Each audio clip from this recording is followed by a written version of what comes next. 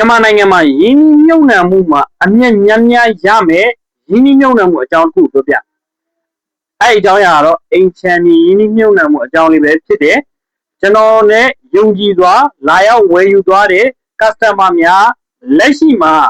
သိန်း100ကျော်မြက်နေပြီဖြစ်တယ်အရင်ကဝမ်းသာရပါတယ်ကျွန်တော်ဘက်ကနေလည်း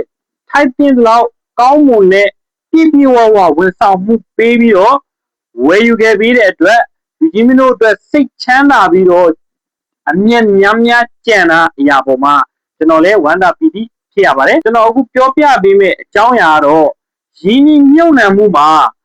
တည်ကြတဲ့ခိုင်မာတယ်ပြီးတော့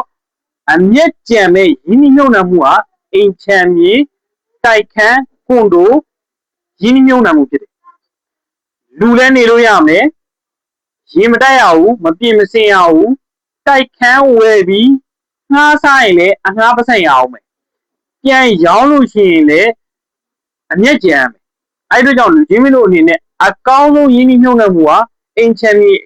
ရင်းနှီးမြှုပ်နှံမှုဖြစ်တယ်အဲ့တို့ကြောင့်လူချင်းမင်းတို့ကျွန်တော်နဲ့လက်တွဲလို့ပါကကျွန်တော်ဖုန်းနံပါတ်ကိုဆက်သွယ်ပေးပါကျွန်တော်ဖုန်းနံပါတ်094684ခုတို့ဆက်သွယ်မင်းမြန်စုံစမ်းနိုင်ပါတယ်ကျွန်တော်တို့ဥယျာဉ်မှုအိမ်ချမ်းမြေအကျိုးဆောင်